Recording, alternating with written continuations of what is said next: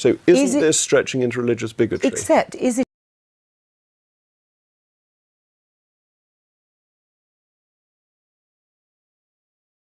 Jacob Rees-Mogg, we'll ask him about that too. When you hear yourself as a child in a film like that, what do you think?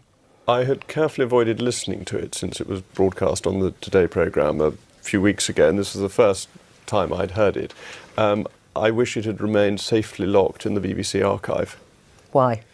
Well, one doesn't necessarily want to hear one's voice on a recording anyway, actually, but True. Least of all from 1981. Did it make you cringe? Well, fortunately, we were chatting, so I didn't know too much. That's an excuse, that's true. In a nutshell, what is Moggism? What is Mogmania, Mogmentum, whatever you want to call it? Well, you tell me. You've kindly made this little programme. I don't think there is Moggism. I think what there is conservatism, and that I think people want to hear a conservative message based on conservative principles, and they want to hear people talk about the benefits of Brexit and how we get there.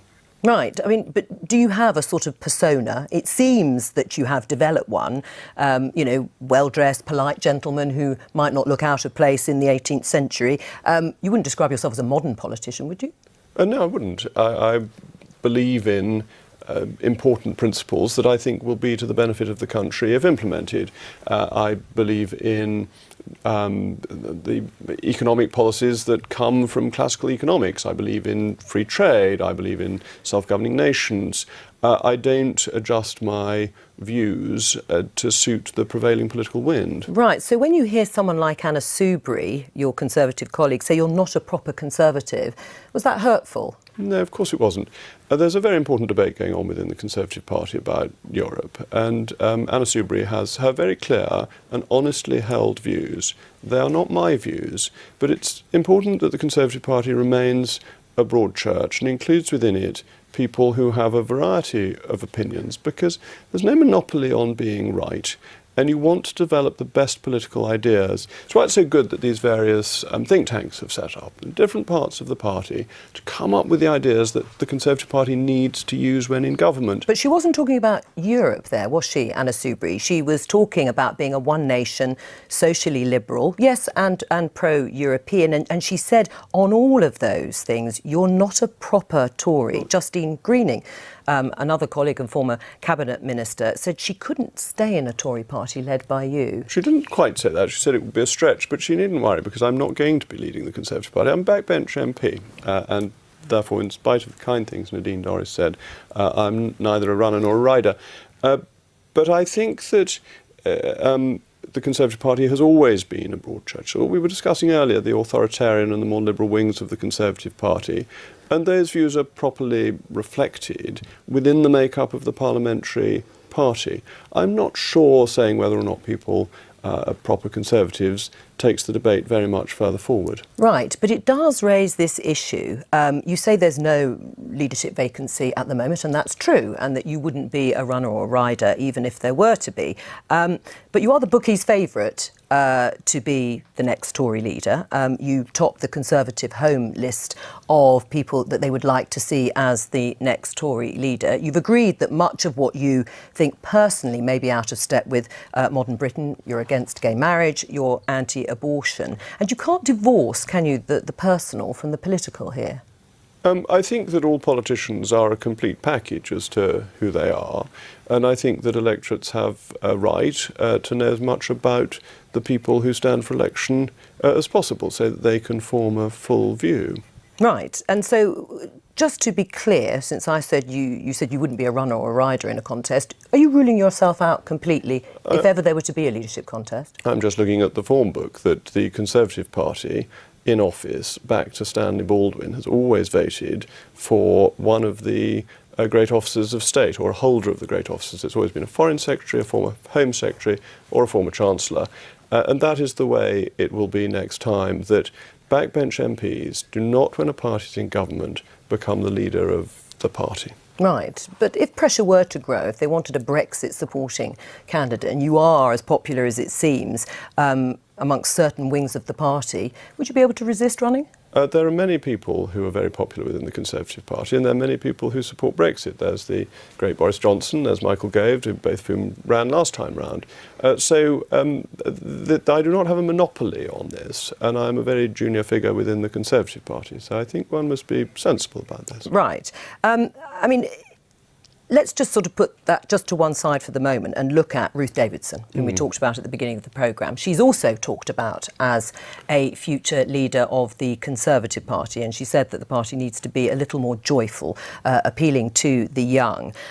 She's also somebody who is gay, engaged to be married, and pregnant. Do you have a problem with any of that? None of that at all. It's up to her how to lead her life, and I think it's wonderful that she's expecting a baby. That's a huge joy. I mean, as a father of 6, I think it's very exciting when people are bringing a new life into the world. And Ruth Davidson was on the radio, or the radio reported her saying that for the first 12 weeks when she had to keep it secret, she found this incredibly difficult. And that's exactly how I've always felt when my wife's been expecting children. You want to tell the whole world. It's such a wonderful and joyful event. So you'd be happy to support her as leader? There isn't a vacancy, so we've got to wait but and see. If she were, she's the sort of person that would embody all the things that you... She is a formidably capable person and has great political skills and a wide electoral appeal. Right. But I'm not going to put the finger of doom on any particular candidate at this stage. It's far too dangerous a business, that. But you wouldn't support her marriage to the woman that she wants to marry? This is an issue of sacramentality. The sacrament of marriage is one that is defined by the Church, not by the state, and the sacrament of marriage is available to a man and a woman. This is the teaching of the Catholic Church, which I accept. Right, but can you see that that is a problem for many people? If you are going to be a senior politician, you already are a senior politician if you count leading the ERG, the group of 60 or 70 MPs, that you hold those views about some of your colleagues who want to be married and are gay. I make no criticism of any of my colleagues, but do you believe in religious tolerance? I do. So why do you pick on this view of the Catholic Church? I'm just asking you. Well, I'm now asking you. Why do you pick on the views of the Catholic Church and say that you can't hold these in modern politics? I'm not saying you can. I'm saying that there are people who might have a problem with it. You're saying that tolerance only goes so far and that you should not be tolerant of the teaching of the Catholic Church. So isn't this stretching into religious bigotry? Except, is it a barrier, do you think, to holding high office? That's a different question, but that's not the one you just asked. All right, well, that is really what I meant to say. And it's really important to get to the heart of this, because this country believes in religious tolerance. We are a very tolerant nation. And the act of tolerance is to tolerate things you don't agree with, not just ones you do agree with. And the problem with liberal tolerance is it's got to the point of only tolerating what it likes, and therefore attacking... Don't assume what I think, or that I'm attacking. I'm raising an issue that your colleagues have also raised. I'm just reading into your question. And the Catholic Church of great antiquity has taught these things, and it is absolutely legitimate for Catholics in public life, in private life, to believe and accept the teaching of the Catholic Church, as it is for Muslims to believe the teachings of Islam. Of course. And likewise for Anglicans, but also for agnostics if you wanted to hold office, high office, or if somebody who held those views wanted to hold high office, would they be a barrier? It would be a matter for the voters to decide, but what's so important is that I should be honest with voters about my views and make no bones about the fact that I'm a practising Catholic and I believe in the teaching of the Catholic Church. Should they be a barrier then, or should they not? I mean, if they were, I know we've just discussed it, that. But there are people within your party, and I've talked about Anna Soubry and Justine Greening, who find those views difficult if someone was going to hold high office. They are absolutely entitled to disagree with my views and the views of the Catholic Church, but where I would quibble is that if we are a tolerant nation, you have to be tolerant of the views that you don't like as well as the ones that you do. And that is fine, and that is true. But you still haven't answered the question. Would they be a barrier to somebody holding high office in the Conservative Party? It is up to the British voters to decide this. The British voter in the ballot box is entitled to vote for whomsoever he or she chooses. And I make clear to people in North East Somerset when they come to vote for me what my views are on any issues they ask me about. Would you like to change the law on these issues?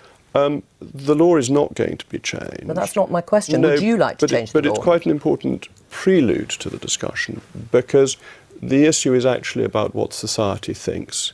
I think it is a deep, deep sadness that there are 190,000 abortions in this country in a year in 2016. I think it is one of the great tragedies of the modern world, and I think it would be a wonderful thing if society came to a different view on abortion. I do not see that happening. And I don't think changing the law when society overwhelmingly thinks something different is going to achieve. And what about gay marriage? I mean, these are things. Would you like to see the law changed, Jacob Rees-Mogg, on those issues? The law on gay marriage is now the settled will of Parliament and is not going to change. Right, but you would like to see it if you were given that. But it's trying to get behind. People will want to know what you would do, what you might do. Okay. Well, most importantly, on religious issues, these are votes of conscience, and it would be quite wrong to impose my conscience on you any more than it would be right of you to impose your conscience. Can you divorce politics from one's personal views, religious or otherwise? Well, you can in terms of whether they are part of formal party policy. In America, the abortion issue has become effectively part of formal party policy. I think one of the strengths of our political system is that they have not become part of party politics, and that does allow differentiation between one's theological views and between one's secular views. All right, we'll have to leave it there. Big Man Tyrone here. Make sure to subscribe to the wicked awesome Robin Hood UKIP YouTube website. He exposes the leftist crops on the British brainwashing corporation. Nice.